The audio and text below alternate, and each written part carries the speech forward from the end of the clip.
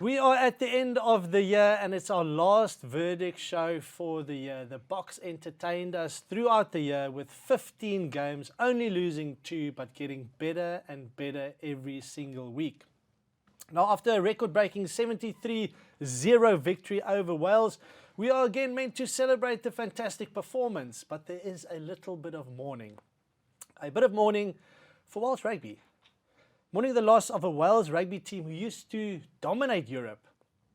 Mourning the fact it was their first match in 58 years at home without scoring a point. Mourning for the Welsh supporters who keep showing up match after match, and congratulations to those supporters because they fill the stands every single week. And they've only witnessed one victory at home in almost 3 years. What can we do to help Welsh rugby? But we are also mourning Eben Etzebeth's performance there at the last couple of minutes of that game. Unfortunately, it ended badly with a red card, and we can't be celebrating too much because of that. Guys, hell of a performance, hell of a Bok team, but it did kind of soften the blow with Eben there towards the end. Yeah, it's unfortunate. There were so many good performances. Under Esterhuizen, you know, like we're sitting in Milnerton now. They made contact with him in Milnerton, and then he stopped in Belleville. Every single time he carried, there was no hiding this weekend from the Springboks. So if you Wales, I mean, you look at every single facet of the game, they got bullied.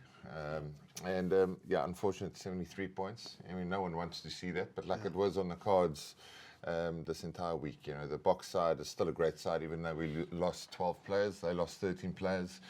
It just shows our depth and strength. Shimmy, you're a boxing fan.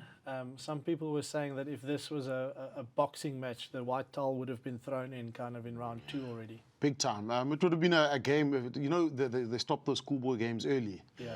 Chances are if it was one of those, they would have stopped it early. Look, it was a mature performance from the Springboks because the temptation also is to try and get too fancy, too individualistic. They're stuck with a kicking game, still played the territory, still put up the contestable kicks, and just managed to rack up those points. And when the opportunity came, a lot more ruthless in the second half. But the season, it's been a good season for the Springboks. I think probably the best performance, I would say, is probably the Wellington game in New Zealand, in terms of the standout performance.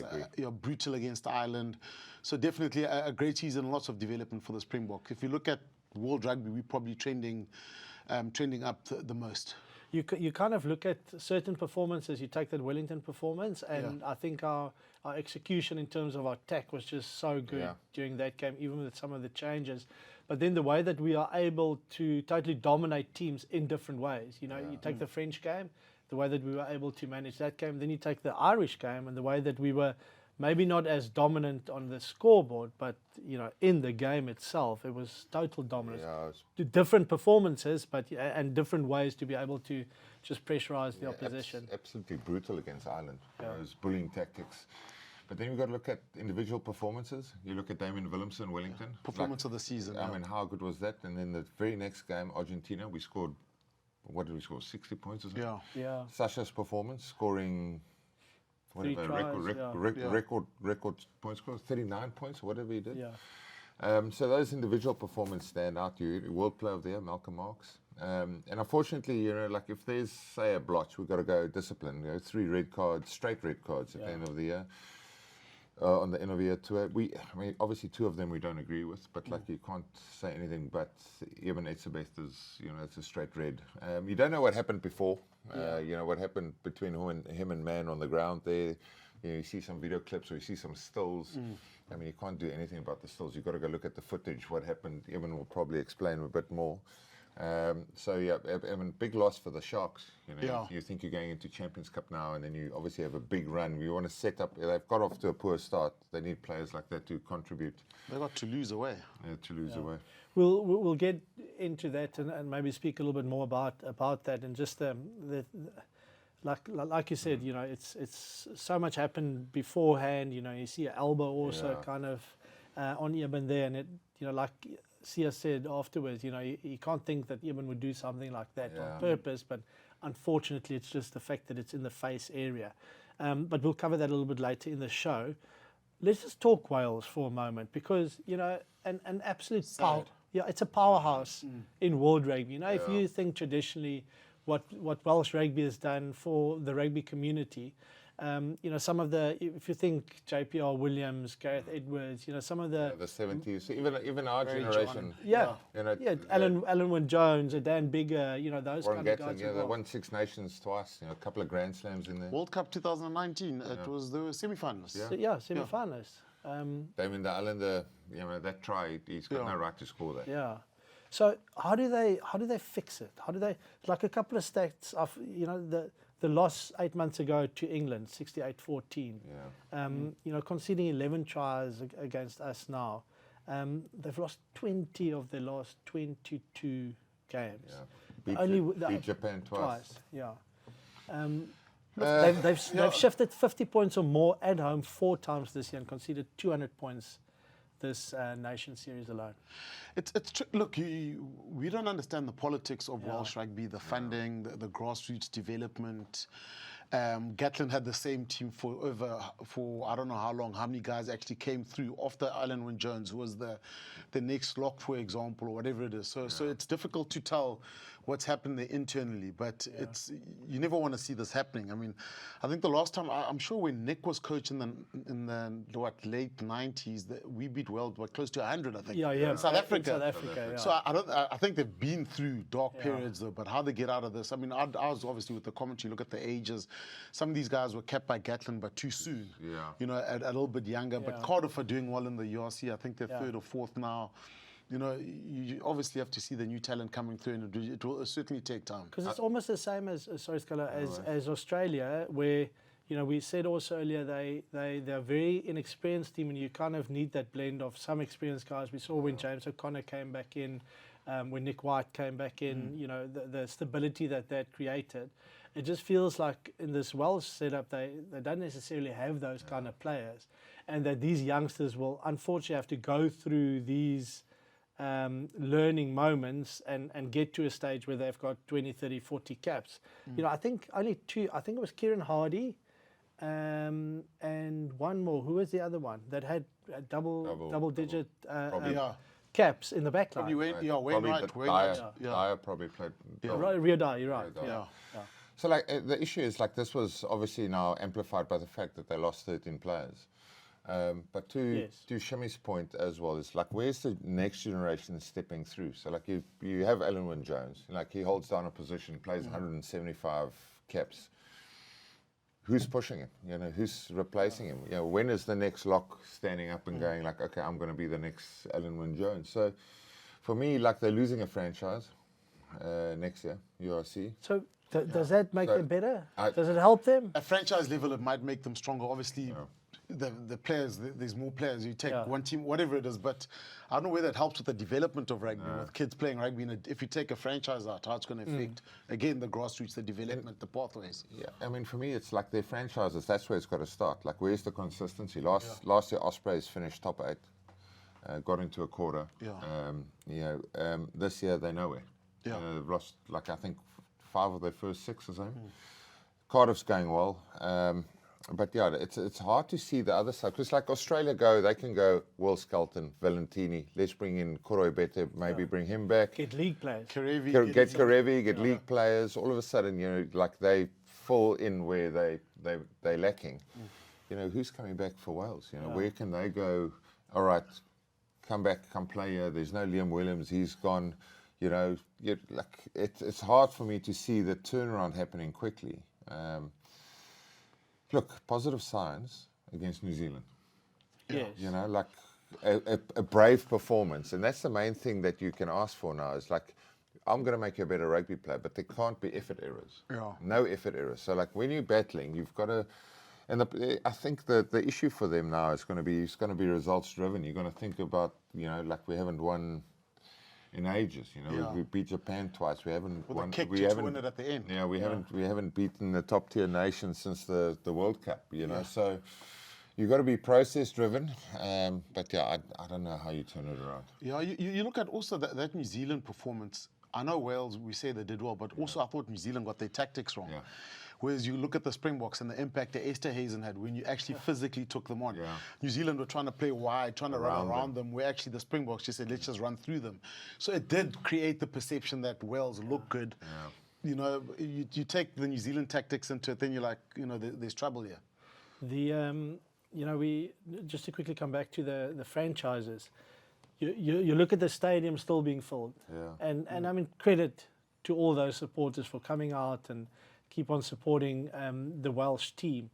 When you take away, you know, it's very much community driven. So you know, you build a community around your team. Now suddenly you say, no, this team is not a way. You need to go support other teams. You know, it doesn't just happen like that. Are we taking even more support away from the game if we are listening the franchises? Yeah, definitely. I mean, you look at the traditions there. A guy would have grown up maybe watching a team. Next thing you say, the team's gone. Yeah. I'm just going to go buy a new jersey. Yeah, exactly. Who do you support if you live in Newport? You know, like, do you probably start supporting something in the Premier League? You go Bristol. Yeah. When it's only 40 minutes away, that's probably where you're going to be going. Or you're going to Cardiff, but I can't see, it's so tribal. I mean, if I'm a Newport supporter, I'm not going to go support Cardiff. Yeah, so they've got something special about the crowd they've still pulled on the weekend. It's amazing. And it's something to be said about the Principality Stadium. I think it's my favourite venue outside of South Africa. Yeah, the experience. And it's also location, slap bang in the middle of town. You walk up the high street, you walk into the stadium. It's such a lovely place to go watch rugby. We spoke about some of the performances. Sacha FM.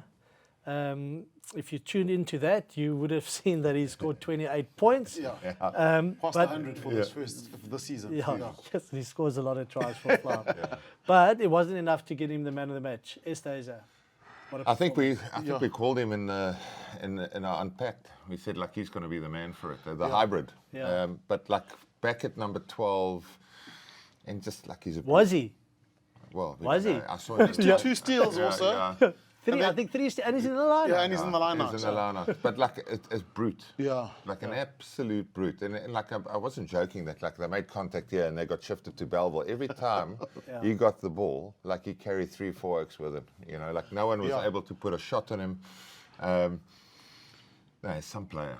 Yeah, but you got to look at, the thing is, with that, you look at what happens post that. Once you get that momentum, that first rack, then it's easy on the outside, then it's a dream outside. But it's the damage that's done with him there, you know what I mean, in terms of making the meters and getting the quick ball. The damage was certainly done, and I think also the performance from the Boks, you know, so if you're down and out, losing players, and now you play a Boks team where we thought it might be a little bit of call it a weaker team from the Boks, but a really strong team that's on the up. You got to take that into account as well. Okay, cool. So at least we got all of our predictions right. All three of us. I just want to know, can I afford a case of beer? Yes. Is it happening? You got it. We got our predictions right, and we now end the year in third place, Schalkburger, with 3,595. Where did it go wrong with you? I don't know. I never got the margins right. I'm blaming Sacha. I'm blaming Marnie.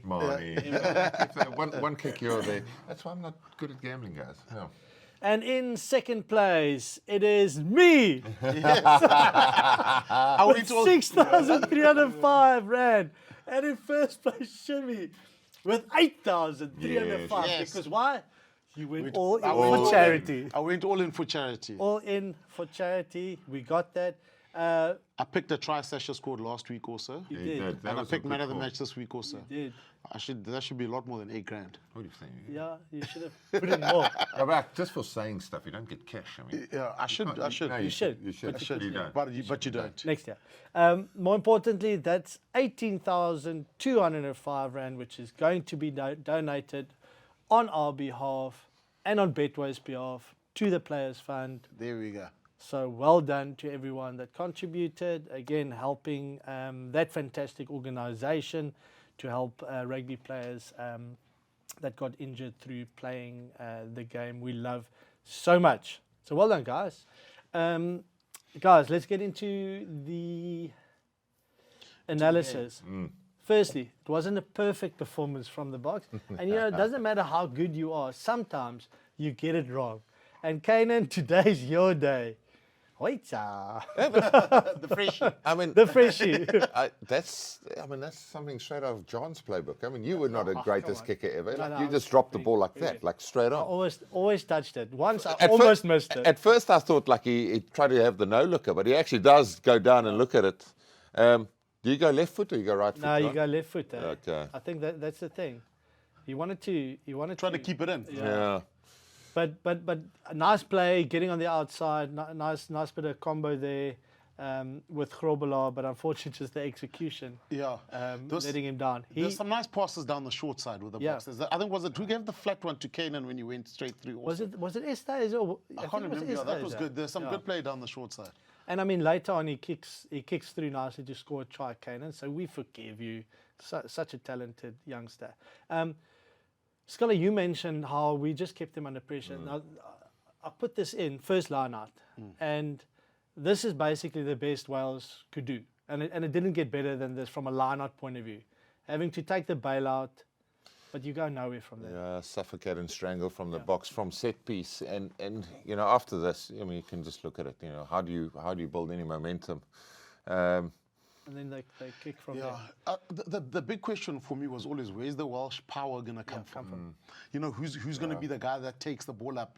Remember when they had a Jamie Roberts or a Scott Gibbs or George someone, North. or George North? Where was the power going to come? And you saw this team, even if the ball they did have they just try to get it wide. There was no one there that physically could take the Springboks on. So almost 40 kgs heavier than them in the pack. Yeah. You know, and It's a lot of cheese. Yeah, we looked at the lineouts, but Shimmy also then first scrum. Well, the first scrum that was a free kick against us for early engagement, but then the first real scrum, absolute dominance. Yeah, you sort of knew. I mean, it's the Bulls front row. But they've been superb. That scrum's been superb, no matter who's played. You know, there was always worried when Ox got injured, but the guys have just kept their standards. The processes are right. The aggression's always there. They're great, and you can even hear sometimes on the mic and within the commentary when the guys are talking before a scrum that, you know, there's good energy there, and the guys want to take the opposition. I mean, that's their ball. You know, you'll go channel one, you get it away. It's not meant to go that way. That was utter dominance because you don't have a lot of time on their ball to actually get a hold of them. And a few times we got pinned for, you know, having dominance at the hitch, which you don't really see. And once we got a short time against us for not hooking the ball. But like we were so dominant, we went forward so quickly. You didn't have to. The ball was at number 8 feet. Yeah. So look, a good scrumming performance. It's just been like that the whole year. I think the worst thing for Wales is you train, you know it's coming, you train for it, and then the first one that happens, you're like, okay, what do we do now? Because that front row they had on the bench was full of guys, I think 3 or 4 caps, the youngsters.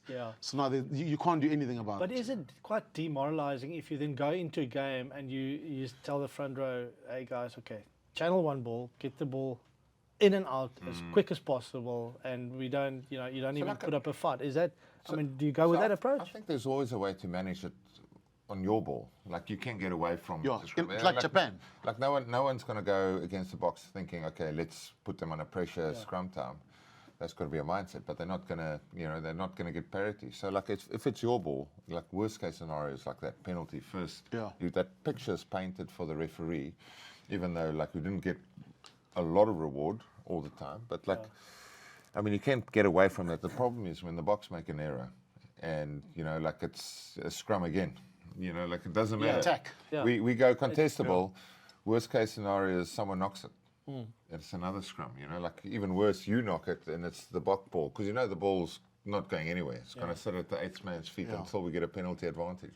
Shimmy, as our scrummaging specialist, is there Scrum doctor? Scrum doctor. Is there also, we make a lot about the front row and how they dominate, but is there also just some credit that needs to go to the back 5? No, it's all the credit. Yeah, because it's a collective effort. You can see, they always joked back in the day, excuse me, that the flankers, they just back in and then it's more your defensive role, whereas now they are so committed to getting to the scrum, to getting that momentum. Yeah, most of the power comes from the back row. So obviously you need strong props, you need to stay square, but most of the power is generated from the back row. So obviously, you know, they replicate the shape of the props and getting the timing, the call of that. But it's all back row. Yeah. If your locks and flanks don't scrum and the 8 doesn't scrum, forget about it. You won't make it. So it's not just a strength thing. That's very much a technique thing as well. But also our timing's good. Our ability to get smaller, explode once we've got the hit. But our hit is phenomenal though. That's one thing. Once you get that hit, and you can see even with Wales, if your first step is like back like that, to reorganize and to readjust, you'll never make it back.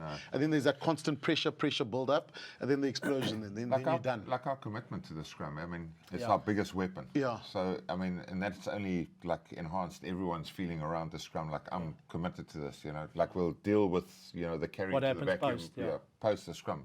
First thing is the scrum. So, you know, like I've played behind strong scrums, and I've also played behind weaker ones. It's hard to be committed when you're going backwards. I'm not lying. Like, I'm going into the vacuum to make a tackle. But yeah. Yeah, the thing is, if you look at the world rugby in terms of Ireland, British and Irish Lions pack, now England are saying they've got the best scrum. It was always us and probably New Zealand second, I would say. We obliterated New Zealand also, you know, so that the gap is actually in terms of scrumming has gotten bigger. Wilco Louw I never thought to be a player use off the bench, but it's worked beautifully because sometimes you watch a game, I mean, we've all been there, it's 30 minutes and there's been one scrum, whereas in the second half, the scrum volume goes up and that's where Wilco's done the damage. And there's even scoring tries now, and It's the only time I've ever seen him smile. Well, we'll get into the tries. Get clips of him smiling, please. We'll get into all the 11 tries that were scored just after the break. Cody from Paul has sold multiple vehicles to WeBuy Cars. Suspicious? I think so. Is that a crime? No. Where are you getting the cars? I buy them and I sell them at the spot like a normal person. Okay. No, man, I'm just an accounting student. I know a good deal when I see one. That's Excel. Meant.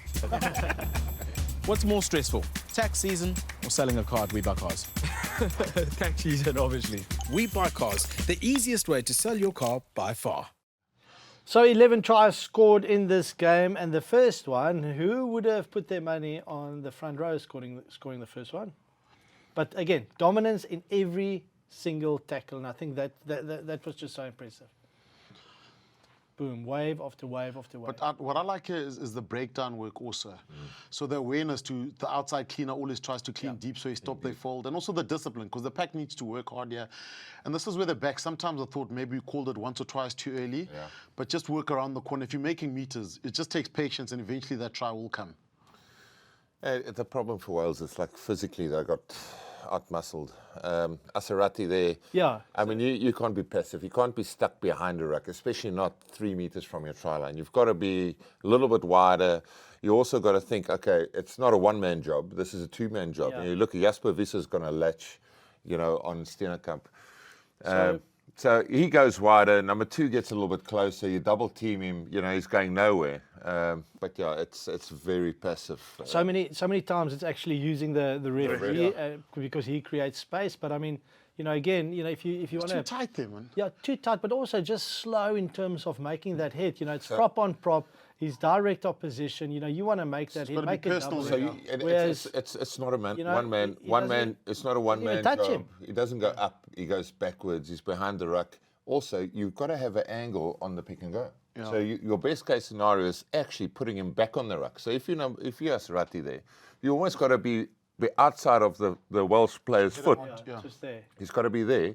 And then your angle or your plan must be to try and hit Steenekamp back onto the ruck or right next to the ruck, so you tighten up the attack. But because if you look at the reaction here now. But even the Lucid, you know, even look at upright. You've got to be in a tackling mindset. So you've got to be set, and you've got to get off the line.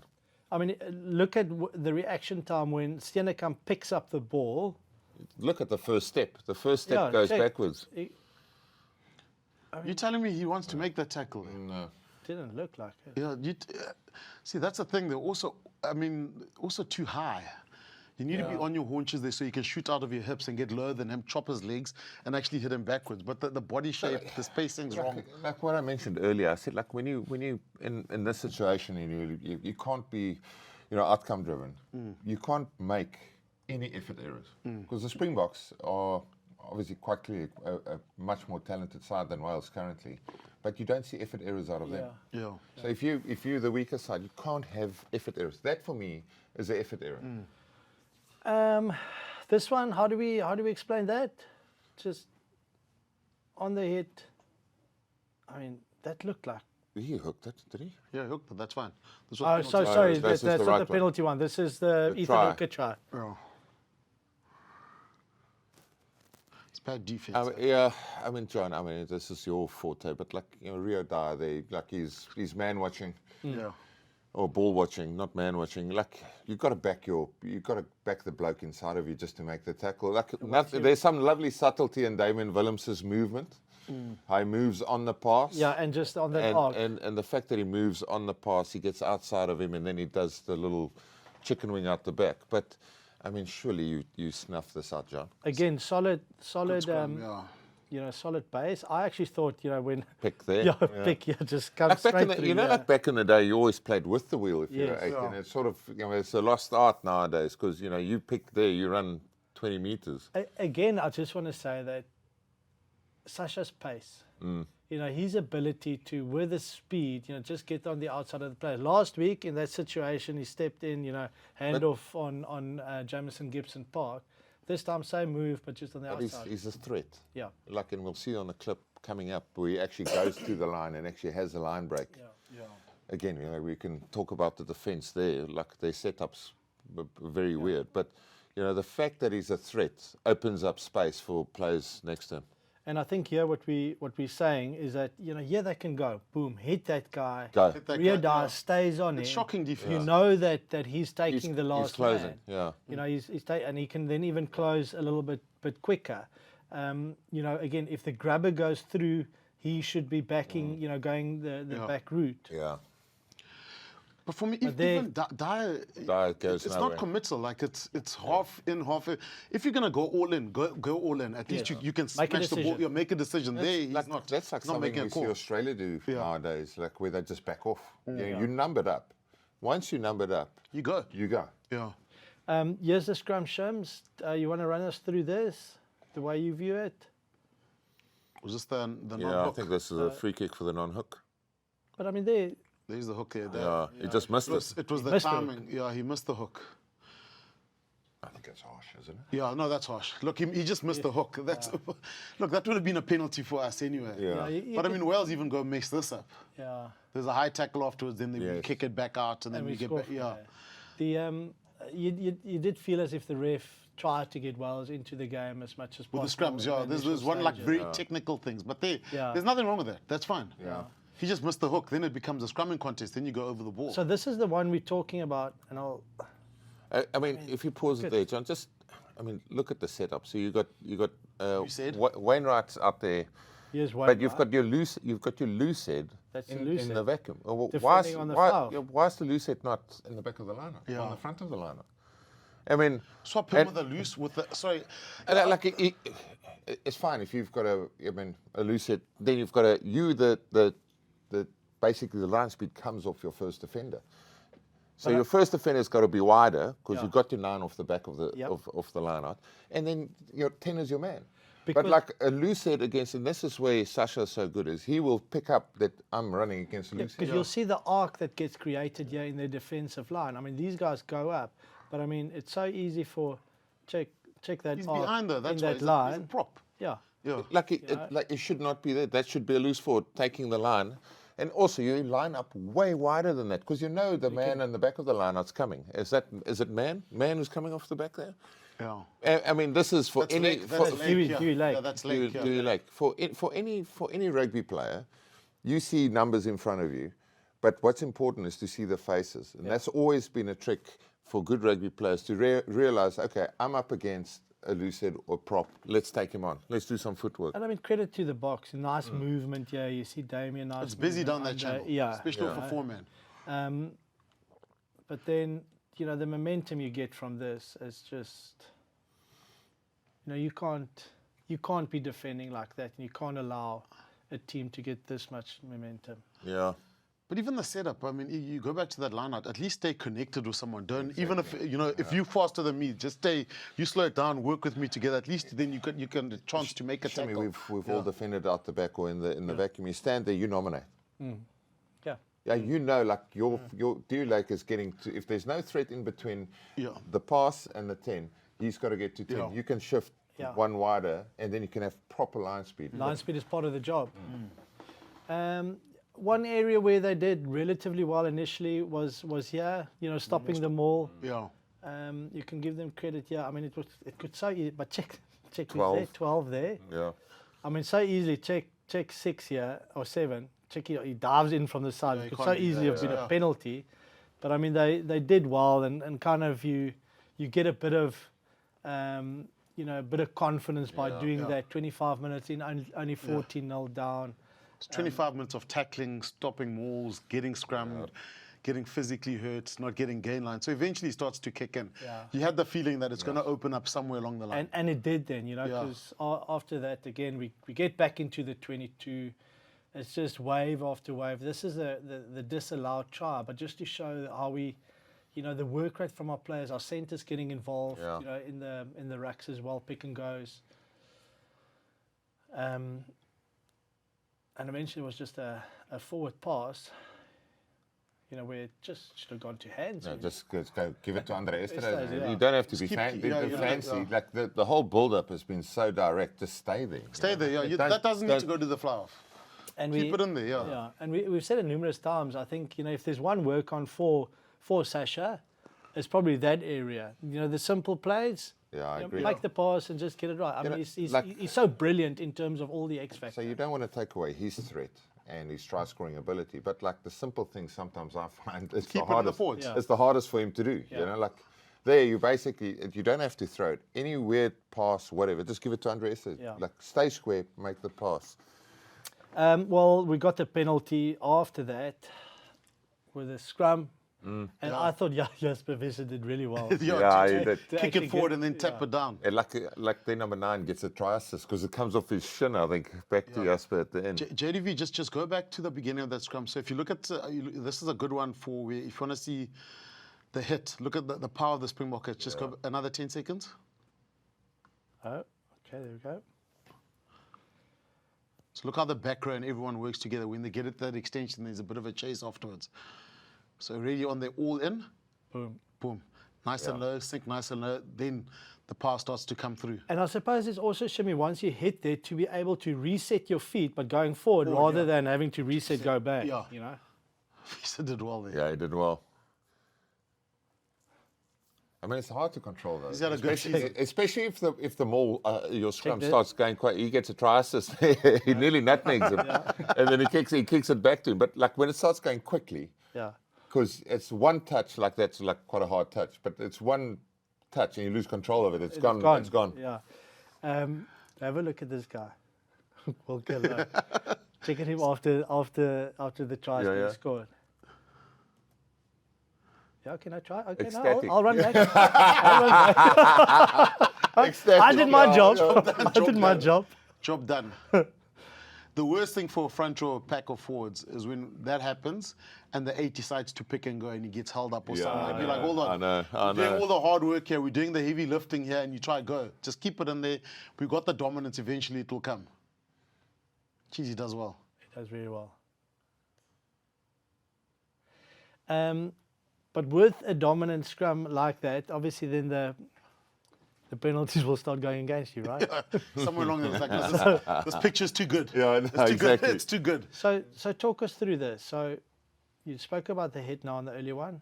So hit. I mean, I was listening to what he said. No, moving before. But if your hit is strong and they can't take it, must you now hit softer? Yeah, I know. You know what I'm saying? It's not your problem, the fact that if you're hitting and they're fading backwards and they can't take the heat, then they obviously have been coached properly in terms of getting speed over the mark and the back row working. So you can't depower your scrum to keep them in. Look at Esterhuizen's legs. As soon as he gets the hit, he goes back. Takes 2 steps back. It's not the Springboks' problem. It happens a couple of times when you've got a powerful scrum where the ref says, no, you're shoving before the ball. It's the momentum from the head. Like back in the day, the Brumbies were like magnificent at manipulating that exact thing. It's like either pre-engage or you soak the hit and all of a sudden you know, what then happens is you start doubting whether you must chase it or not. You know, you hold your feet. But this box side they're so aggressive. Yeah. It won't deter them. But I don't think it was a short. Look, the thing is, certain teams will do it and they'll get up and say shoving early. It's a tactic where you try and milk a penalty from the ref, or you hit and then you collapse or get the ball at the back. So you actually don't make the scrum. So there's about 6 or 7 ways to actually cheat in scrums. Yeah. And if you've got a ref that's unsure, by the time we get to the 8th one where he's actually picked up, the game's almost done. Yeah. Not the return from a scrum point of view, but very clear as to what Andre Esterhuizen is going to do here. And I think that's what you mentioned earlier, Schalk, is like, look at where he initially makes contact and look at where he ends up. I mean, this was the picture we saw the whole weekend. I mean, that's. Look at the problem now. Like, now you've got to try and fold. Can you fold? No, you're too late. But like you. It's a first one. You know Andre Esterhuizen's coming, okay? Yeah. I mean, you build up your week and you know he's coming. Get him on the ground. I don't care what you do, whether it's a leg chop or you are a guy that think you can fight fire with fire, you're going to hit him on the chest. But this picture, you can't see. You know, you can't get 10 yards over the gain line because then you just, you know, you can't fold. You can't catch up. More than van der Berg, all scrum offs, they're going to have a little look themselves. So Esterhuizen was amazing. And look, it's easier said than done. He is a 115 kilogram inside centre / flanker. Perfect way to finish the first half, 28 points in that first half. And then, you know, in the second half, there was just, you know, it was for Wales not a lot of or any positives that can really be taken, and we started like a house on fire as well. Like I still think like that little hit we've brought in has changed, and you worry about the ball, you know, shuffling the ball back later. But even there, John, there's nothing on for Esterhuizen. He goes over the gain line 5 yards again. Yeah. It was like this was a game where you just needed to be direct and just work. That's no X factor needed. Eventually, they're going to break. The prolific try scorer now, Wilco Louw, doubling his tally. Yeah. Look what Sia does again there with a clean. He goes around the corner, he stops the fold, so he creates space. Wilco Louw's having the tour of his life. What I don't get about defenders nowadays is why don't you just cradle him? Yeah. Like he's going to pick and go. Make sure you get your legs under him. You know, like let him land on your lap. Yeah. You know, like it's like they're standing. Especially now, where it's not a scrum. After that, it's a goal line dropout. You're saying Sia at this rate. So a lot of the guys. So it's that outside clean that stops the fold. So the awareness from Sia. Look, he goes there, tries to get him out the way there. Yeah. Look, he just misses. Creates a bit of space. So the next guy coming, there's a little hole there. Even the other one, just before halftime, where it was Franco's clean, where Krappi scored. Yes. Franco actually cleans deep like that, and then actually creates. He just went over and scored. You can't get the foul, and you take that first defender. Yeah. Again, big smiles for Wilco Louw. Did he smile? No. Look, the Japan when he smiled. I thought that was a smile. That was not a smile. They get the yellow card as well 3 minutes into the second half, and you know, now defending with 14 when it's already not going your way. It was going to be one-way traffic. Delighted, Wilco Louw. Yeah. Have a bit of water, big boy. But it's, I mean, the height, there's so much wrong with this Welsh. Look at all of them. Once the low guy will always beat you there. If he's lower than you, you'll always lose that battle. Wales too high again. Now, lots have been said about Sacha, and his brilliance. What I like about him, it's always on. Yeah. He's always on. You have so many guys, and I got frustrated when I was playing as well. Where guys, when the whistle goes, they switch off. Yeah. But you don't switch off. You know, when the ball goes out or when it's a penalty, you don't switch off. That's where you need to. That's where you go. And that's what I really like about him. It's always on. You see okay, boom, knock on, penalty conceded. He gets the ball immediately, analyzes the situation, runs straight through, scores a try. Yeah, perfect. Yeah, but I mean, this is how we get taught to do that. Yeah. You know, like as rugby players, you're always on, and you always have a look. You know, like speed up the play, have a go. You know, no one judges this, but again, you're like, as I mentioned, like effort errors. Yeah. Like you can't miss that tackle either. Yeah. I mean, He's run 5 meters, you backpedaling, somewhere you've got to engage. You can't just let him run at you. And then you let it go. Yeah.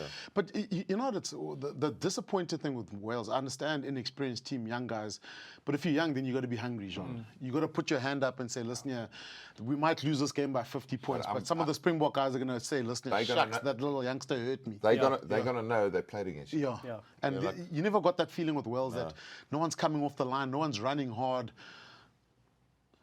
Yeah, resurrection for the miss kick. Well, it's another one. Yeah, it's nice. I promise you, it's better when it's on the ground. Like he should actually never catch it. He must just knock it backwards, kick it. There was a lot going on. I actually thought he lost it on first view. I thought he lost it. I thought knock on, then knock. It was knock backwards, kicked. Yeah, it's a great finish. Yeah, he did well to finish that as well. The again just the pressure. Now Wales tries to attack, ball goes to ground, and the pressure is just non-stop. And I think that's the beauty about this Boks team as well. That there aren't any easy. Yeah. Everything is a contest. There's no easy out for you. When it's at the line-out, they will be competing. When it's at the scrum, you're going to be under pressure. Yeah. When you're attacking, the defense is going to put you under pressure.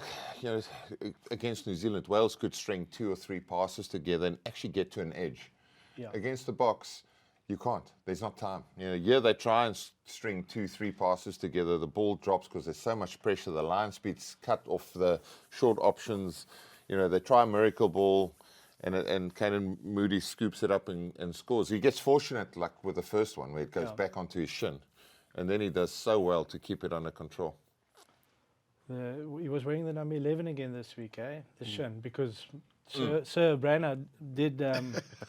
like he must... he perfected the shin. He kicked everything off the shin. Yeah. Brian never kicked it off his foot. Yeah. What I want to show you, not even going through the whole clip, is again, this part you kind of expected from him, but also the evolution of the team and the individuals, their skill set improving. I mean, yes, Kwagga played sevens, but if there's something maybe in his game that you could say is his soft skills. Whereas now, get the ball, take and pass. Yeah. Easy skill, but to get it right time and time again, take, pass. Yeah, beautiful. Pass. Easy. Try time. And now, is that scored as a 12 or is that scored as a flank in the outside channel? I've got no idea what he was. 12. Like, at least it's like 12. Like it's 6 times 2 gives you 12 type of vibe, and then, we put the number 18 jumper on him or whatever we do on weekends. But like Damien, he holds his feet beautifully, he's a great player, Damien. So you expect him to do it, and then Kwagga's hands is exceptional. I think also because they maintain their depth in the wide channel there. Yeah. Because with the rush, they stood a little bit deeper, and then Damien was actually the link man. So really good skill. No, they did fantastically well. And also then, as soon as the one player came back, another yellow card, Aaron Wainwright, the connection to the head, I was very happy for a yellow card, not to be escalated just to move on. It was passive, all of that. But like in the beginning of the beginning of the Autumn Nations, that was not sent to the bunker. You've got the bunker, send it there, take the heat out of the moment. He gets a yellow card. I actually felt for him because he got the finger in the eye, which looked so painful. And he just came back. That was just before that, Yeah, just before that. So let's get then into, like I mentioned, the defensive set, guys, from the Boks. Whenever Wales did get the ball, just look at this commitment. You're 54-0 up. Mm-hmm. And now the difference between the Boks and their intensity versus the Welsh and what we saw earlier. Yeah. Everything's a contest. Yeah, for me, it's also defense, how you come off the line. That's an attitude marker, how you stop Mauls.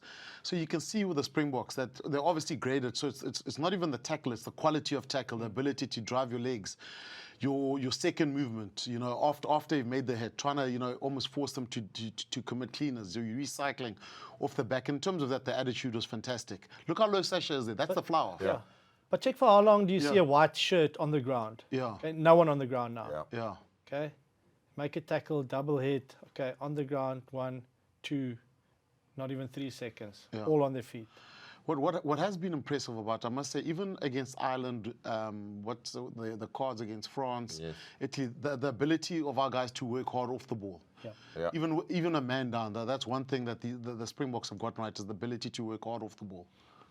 And Look at that tackle there. And it's the tackle height that's so impressive too. Every single one's putting.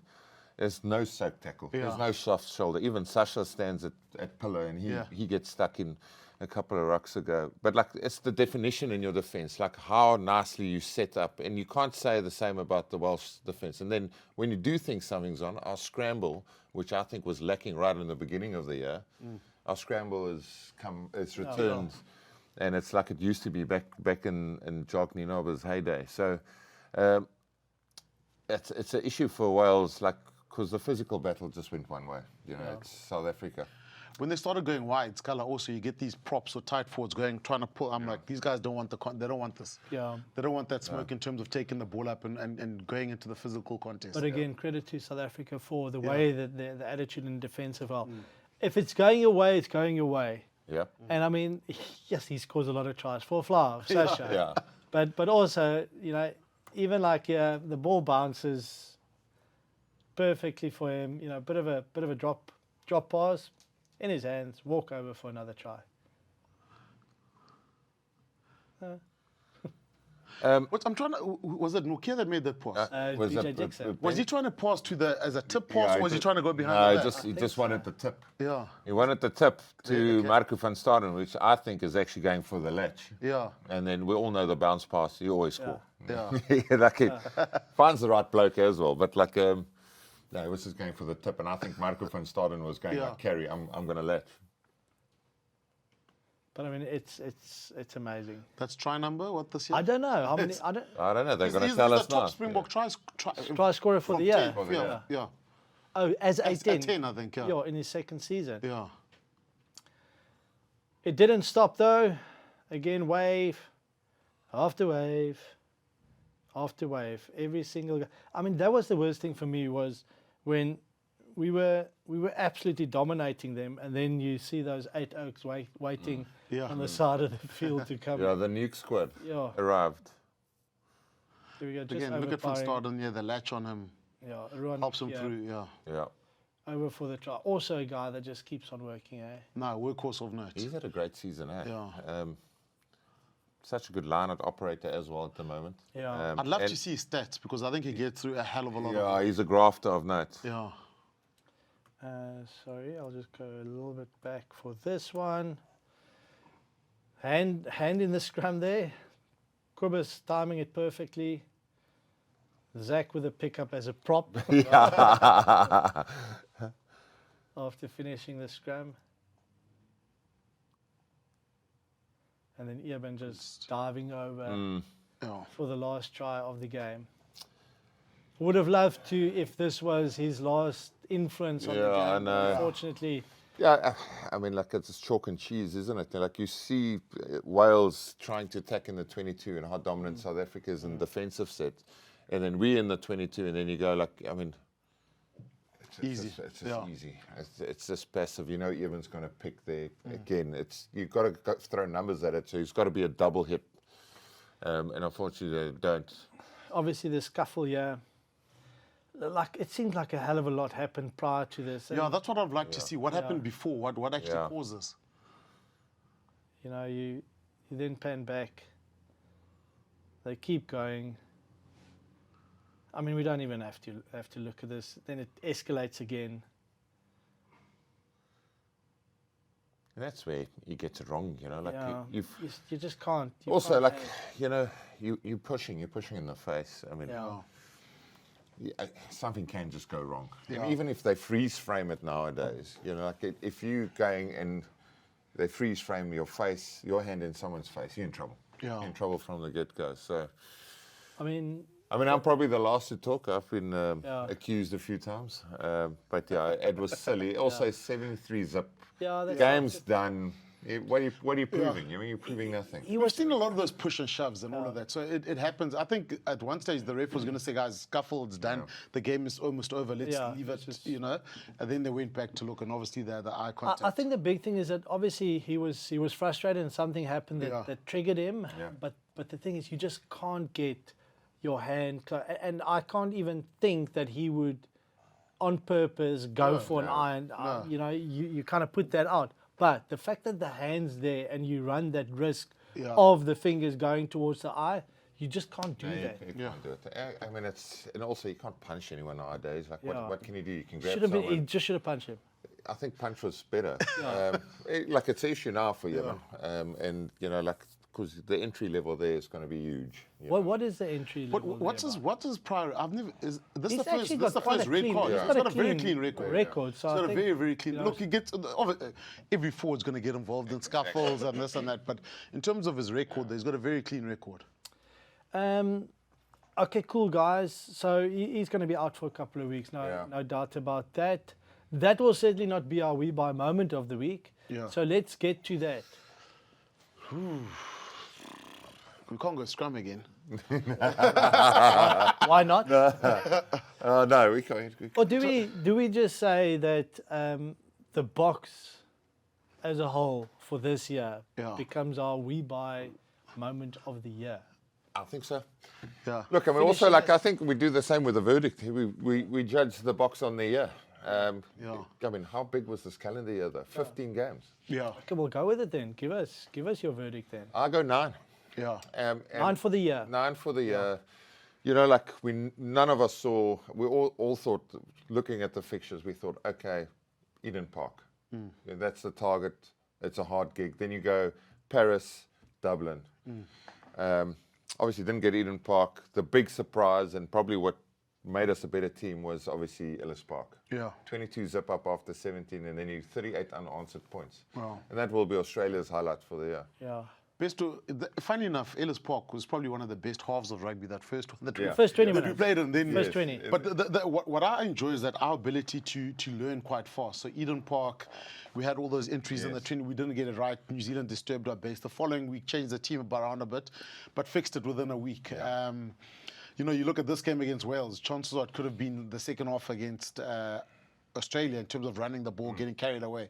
Stuck to plan, look at the end score. So our ability to transform or go from one bad aspect to a good one, that's got a lot to do with coaching. I mean, the master stroke, was it before Ireland when Wilco came on? I think just before halftime or whatever it is, to get those little nuances. Get the penalty try. To get But the also, penalty try. don't you also think that sometimes you have to go kind of be able or be happy to go a step back to go 3 steps forward? Yeah. Because by all accounts, that camp before the Australia game was one of the hardest camps that the guys have ever had. Yeah. The way that they trained, the fitness that they did, etc. And now you see the way that we started, and it was like, okay, perfect, preparation. But the effect of that late in the game, maybe we saw that. I can remember looking at some of those guys, and they looked tired. But what that created was now a team that a couple of weeks later, a couple of months later, and where we sit now, is We're the burning best teams in the the world. last 20. Yeah. We're burning teams in the last 20. So 9 out of 10 year for the Boks. Yeah. Incredible year of rugby. Let's look at some other headlines. And big news is the launch of Mike Tindall's backed Rugby Rebel League, R360, postponed to 2028. Okay. Do you think it'll ever come to light? Although they swear that they've already signed over 200 players. I think. What do you make of that? It can happen if there's a global season. Yeah. Or is That's what needs fixing. take it to 2028. Take it to 2028. Sit with World Rugby. See if it can be brought into the calendar somewhere where the players eventually can also. It can be more lucrative for all the players. Yeah, the players, you've got to give the players an opportunity to earn also. Yeah. And I think it mustn't be seen as a Rebel League or whatever. Sort out the global calendar needs sorting out. Yeah. And then there's room for added. Exactly. And players Look, I mean, will make a lot of money. Everyone's been asking for a global season for ages, so that you can have. Shouldn't be a Rebel League. You should have other competitions filling in the hole. You know, players should be managed better. But like, I don't know. Can you sit down with World Rugby and come to terms? No one's done it before, and I don't know. Maybe it gets done now. But like, I see that as a hard. Yeah. A hard gig. Why can't you? And that should be the question. If anyone can tell us why not, give us proper reasons to say why do we not engage in something like this to create value in rugby for all stakeholders? Why not? Yeah, I agree. I mean, World Rugby should come on as a partner, but I probably see it as a threat, World Rugby. So that's the issue. But like, you know, who are we? Like, I want a global season. Yeah. Like, I want. When does the season end? To be honest, me and Shimmy and you, we want our holidays back. We don't have holidays anymore. No rugby during December and the first 2 weeks of January. John, you look at it from a place. So the Sharks guys, let's say the Sharks Springboks now, they've been together for, 15 tests. Yeah. They got Toulouse away. Yeah. You know, for those guys to go mentally now, to go from Are Springbok they playing? Toulouse in France. Yeah. No, mentally. Are they playing Toulouse? Toulouse? Let's say Eben wasn't going to get banned or whatever it was, or a guy like Sia, for example. He's captain the Springboks for 15 test matches now. Motivation. He's got to get back home, your family. You sit in the team room all with that motivation to jump on a plane to go against the French team. It's hard. But to be honest, I mean, that's what they pay to do. Yeah. Like, Yeah. you know, the best players I find fronts up. They find a way. Yeah. When we were successful with Saracens, like the key to our success was our English players coming back from England. Wanting to be there, but that's environment wanting created, to be in that environment. Yeah. I don't know if the Sharks have got that environment. Yeah. Sometimes when they play, it doesn't look that way. But like you've got to create as your, that's your home. That's your bread and butter. Obviously, cherry on top of the cake, that's the Boks. Yeah. Highlight of the year. The Wellington performance. I just injured my knee then, so. That was actually my highlight. I went in a wheelchair into the stadium. Look, the Wellington performance, that second half was magical. What those guys produced, especially with all those changes, so it made the leg injury a little bit less painful. Before we go, please inform us, what will be your holiday plans over Christmas, Shimmy? I got the in-laws coming here towards coming to Cape Town, and I'll probably just be around. Why do you say it like that, as if you're not excited? You don't. I'm excited. I'm excited. Can't you see the smile? Okay, Wilco. So probably I'm going to go to Monas for a couple of days. Okay, lovely. John, our plans are the same. If you see Our plans Shimmy the same. in Omanas, say hello. He won't buy you a beer, so buy him. Fontaine. Same as you. We will be there. Can't wait. gonna Can't wait. It's going to be fun. House, Bri, beach, Bri, beach, Bri, beach. Plug That's and play. That's it. That's it. You got one big night in you anyway. Kids. One big one a year. Okay, guys, any last words before we wrap it up for the year? Nah, thank you, Springboks. Yeah, well done to the Springboks. I think in terms of development, the growth this team's had, they're a much better team than they were last year or beginning. And it's a great period we're going through, to us sitting here, talking about the Springbok performances, and it's win after every weekend. So it's special, pleasurable. It's pleasurable. And the rugby they're playing and all of that. So it's a team that's on the up. Thanks, guys. We have to Thank you, Jean. Thank you, John. Thank you, Jean. Thanks, guys. Nice. Thank you, brother. We've enjoyed it. We've enjoyed it. But to the Springboks, I don't think at the start of the year we were thinking that the Boks could improve and get any better than what they were. 2 World Cups back to back, 2 rugby championships back to back. They brought new staff into that environment, and they're just getting better and better. So to the Springboks, thank you for the effort week in and week out. Thank you for making our lives better from just playing the game that we And love. watching the rugby and they us play. being able to watch and celebrate together with all South Africans, because it really is a great pleasure, and we thank you for that. For you as viewers, thank you for watching us. Thanks for supporting the show throughout the year. We'll be back next year. If you haven't yet subscribed, please do that. Like it, share it, do whatever you have to do. We'll be showing some social media out there as well during our holidays, and you can see what we will be up to. Not everything, but some of it. And wherever you might be traveling to, travel safe and have a very blessed Christmas. See you in the new year. Cheers.